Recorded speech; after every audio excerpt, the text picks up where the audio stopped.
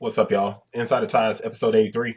Real quick, a lot of different stuff on the website this week, but this episode is a response to a question by Pernection.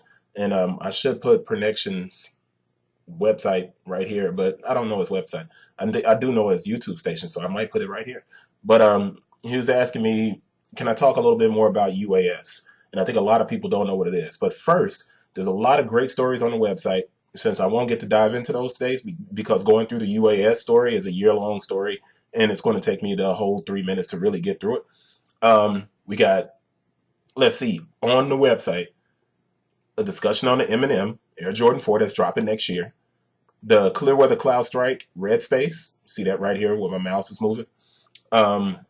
This ridiculously dope song by MLS called Glitch. You need to peep that. Nike implementing Nike ID Direct Studio inside of the London store. And let's see, this Win Like 2K, which is a comparison between the branding on the Crazy series from Adidas and the 2K Sports League for the NBA and Jordan brand. But all of that is on the website. You can go down here, click on the website links, and you'll read all about that stuff. But let's get to the main point, which is UAS. What is UAS? It's Under Armour Sports. A year ago, right around the summer of 2016, Under Armour Sports had been talking about releasing, Under Armour had talked about releasing an athleisure line. And that line was going to be designed by Tim Coppens. Okay? And Tim Coppens is a really, really popular fashion designer. So the brand did something that I really didn't agree with, but at the time when I saw the gear, I was like, wow, you know what? Under Armour Sports might have a chance. It's really, really nice, especially when they go grown man status and begin to make apparel that looks like this. So you see me scrolling up and I'm showing you the shoes and the jackets. So Under Armour Sports was really, really a great concept. The problem with Under Armour Sports, and this is why Pernection wanted me to talk about it, is Under Armour did not integrate UAS, which had a completely different logo, which is a triangle with the UAS in it.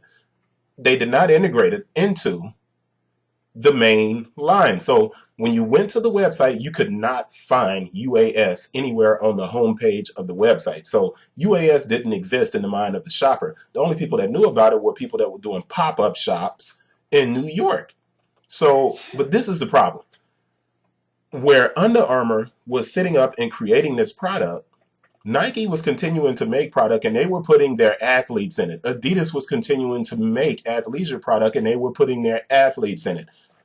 UAS instead was utilizing some things that didn't quite make sense to me, and they were using these models that didn't kind of stand out and stand up to what I perceive Under Armour as, and they were creating this distinction, and they should not have been. So you have all of this stuff that's happening with Under Armour and Adidas and UAS, and you got the big three, and they're creating these apparel items, but this is the problem. Tim Coppens was continuing to create clothing, items, and material under his own brand.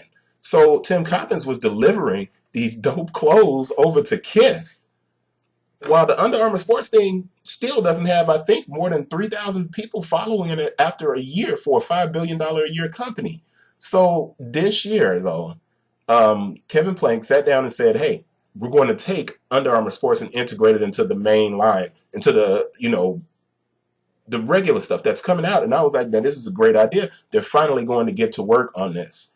Well, their first move was to integrate with the UAS Forge 1 Mid. Love the shoe, love the design. I thought it was perfect.